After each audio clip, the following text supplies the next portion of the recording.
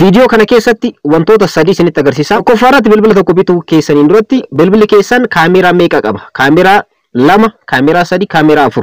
Kaameraa kanneen keessa bilbila isin bituudhaaf deemtan yookaan bilbila isin harkaa qabdan kaameraa meeqa qaba ka jedhu akkaataa ittiin beekuu dandeessan. Kaameraa keessanillee akkaataa hin hojjetamu hin hojjetu kan jedhu akkaataa ittiin check gochuu dandeessan.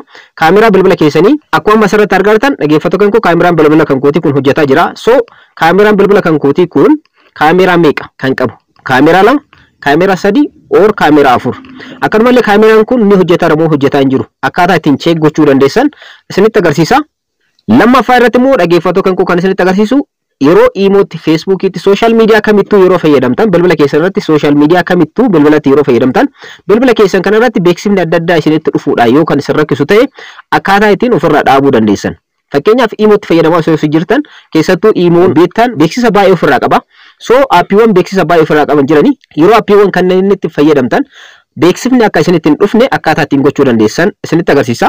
Sadaffaa irratti immoo dhaggeeffattoota kan isinitti agarsiisu bilbila keessan guddisuu fi xiqqeessuu. Fakkeenyaaf akkuma asirratti argattan bilbilli kun baay'ee xiqqaatee jira. Bitaa mirga gochuu ni dandeessanii asirratti akkuma asirratti argattan bifa kanaan akkaataa itti fayyadamuu dandeessan. Yoo barbaadan immoo guddaa gochuu ni dandeessan. Haala kanaan iskiriinii guutuu gochuu ni dandeessan yookaan immoo iskiriinii xiqqaa guutanii akkaataa ittiin fayyadamuu dandeessan isinitti agarsiisa. Ani meedha channel kan koo Sofu Marab irraa nageenya sin daganne. Assalamu alaykum warahmatullahi wabarakatuh. Ashama harka fuune akkam jirtan dhaggeeffattoonni YouTube channel Sofu Marab. Bakkuma jirtanitti nageenya kan koo isin haala qabachaa har'as video haalaan barbaachisaa ta'e bilbila keessan irratti wanta beekuu qabdanii fi itti fayyadamuu qabdan sadeen tokko qabadhe isin dhufee jira. Walduraa duubaan tokko tokkoon isinitti agarsiisa. Hanga dhuma video kanaatti daawwachuudhaan hiriyoota keessaniinillee video kana share gochuudhaan akkanumallee warroonni hanga ammaatti maatii YouTube channel kanaan ta'in channel kana subscribe gochuudhaan maatiiwwan keenyatti dabalamuudhaan akkanumallee video kana like gochuudhaan hiriyoota keessanii dhaqqaba. Amma gara barnootichaatti. Egaa duraan dursee kan isinitti agarsiisu dhaggeeffattoota kan koo akkuma asirratti argattan kaameraan bilbila keessanii kun meeqa? Kaameraan keessan meeqa qaba? Kaameraan kun immoo ni hojjetamoo hin hojjetu? Akkaataa ittiin check gochuu dandeessan. Bilbila tokko bitachuudhaan duratti bilbilli isin bitachuudhaaf deemtan kun kaameraa 4, 3, 2 kan qabanillee jiranii. So kaameraan kunniin kan feekiidhaan ta'an jiranii kan dhugaadhaaf hojjetame jira. So fakkeenya bilbilli kan koo kun yeroo an bitu kaameraa 4 ofirraa qaba. Garuu kaameraan inni qabu meeqa akka ta'e amma qabatamaan isinitti agarsiisa. Isinis haala kanaan akka hin shawwadamneef kaameraan bilbila keessanii sun hin hojjetamoo hin hojjetu akkaataa ittiin check gootan akkanumallee kaameraa meeqa akka qabu akkaataa ittiin beekuu dandeessan isinitti agarsiisa. Kanas gochuudhaaf dhaggeeffattoota kan koo bakkuma itti namaa bilbiltan kanarra seenuudhaan koodii iskiriinii irratti isiniif barreesse kana osoo hin dogongorin akka isiniif barreesse kanatti barreessitu. Urjii jettanii maslaalii jettan ergasii immoo 34 97 ergasii immoo 15 3 9 ergasii immoo maslaalii tuyxanii jechuudha. Yeroo kanatti gara fuula kanaatti isin fudhata. Foon kaameraa keessan bakka itti check gootanidha. So kanneen keessaa akkaataa ittiin kaameraa keessan check gootan isinitti agarsiisu. Kaameraa kan jedhu isa afuraffaa irratti argamu kana irratti kilik gochuudhaan kaameraan keeyyaa amma fakkeenyaaf 2. Tokkoffaan normaalaatu jira. Kaameraa main jedhamutu ni jira. Akkanumallee front kaameraa ni qaba jechuudha. So bilbilli kan koo kun kaameraa 2ti. Abbaa kaameraa 2ti jechuudha. Isinillee haala kanaan check gochuu dandeessanii. Yeroo bitutti garuu kaameraan bilbila kan koo irratti argamu 4 garuu asirratti kan seeraan hojjetu main yookaan normaali kaameraan tokko ni argama. Front kaameraan immoo tokko ni argama. Kaameraadhaan kunniinillee inni maininillee normaala inni frontiinillee normaala jechuudha. Haala kanaan kaameraan kunillee akka hojjetu check gochuu ni dandeessanii. Asirratti daataa isaa beekuu ni dandeessan. Wantoota baay'eetu jira.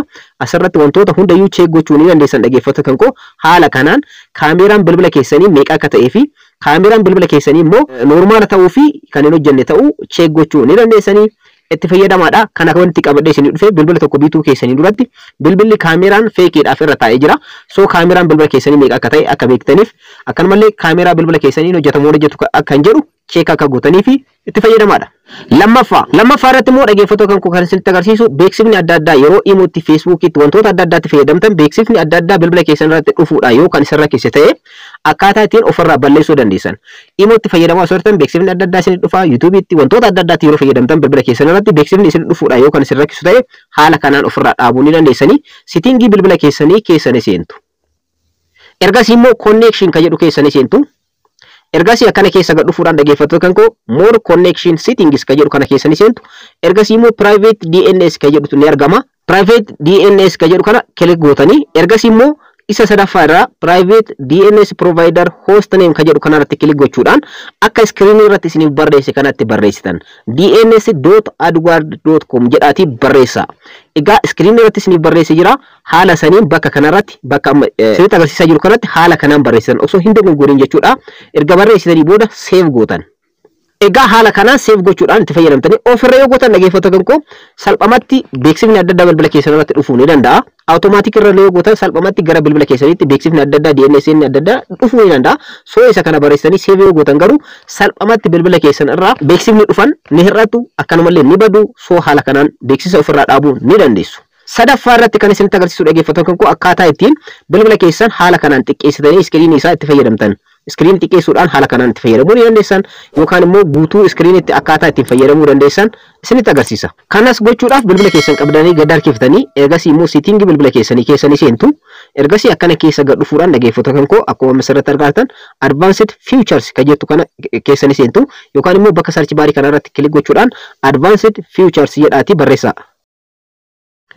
Akkuma asirratti argattan advanced features ka jedhu haala kanaan isinii dhufaa jechuudha. Warri akka kan kootti seetingii bilbila keessanii irratti dursa irratti hin dhufin isa keessanii seentu haala kana search gootanii jechuudha.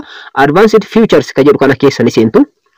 Ergasii immoo akkana keessa gad dhufuudhaan 100 mode ka jedhu kanarratti kilik gootan al tokko jechuudha. Ergasii immoo haala kanaan dhaggeeffattoota koo on off songilii ta'utu jira. Ishee on godhatan haala kanaan on godhatanii ergasii immoo gastarii irraa botonitti jijjiirtan boton ka jedhu kanarratti jijjiirtanii jechuudha.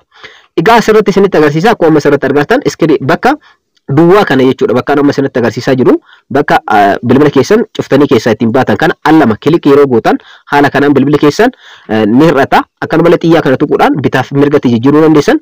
Haala kanaan bilbila keessan ni xiqqaata. Akkanumallee iskiriinii guutuu gochuu iskiriinii qixxee gochuu haala kanaan ni dandeessu. Wanta kanatti fayyadamaa isiniin jechuu barbaada. Egaa dhaggeeffattoota koo haala kanaan bilbila keessan sirreeffachuudhaan bilbila keessan xiqqeenyaan akka xiqqaatu gochuu ni dandeessan. Akkanumallee iskiriinii guutuu akka ta'u gochuu ni dandeessan itti fayyadamaadha. Wantoota kanneen sadeen irraa akka barattan abdiin qaba. Akka itti fayyadamtanis abdiin qaba. Baroonni kan koo kanarraa kana fakkaataa akka irraa fayyadamtan akka itti fayyadamtan abdiin qaba. Warroonni YouTube chaanaalii kanaaf hanga ammaatti maatiin ta'e subscribe gochuu hin dagatina. Viidiyoo kana like share gochuu hin irraanfatina. Yeroo biraa barnoota biraatti godhetti deebina. Horaa bulaa.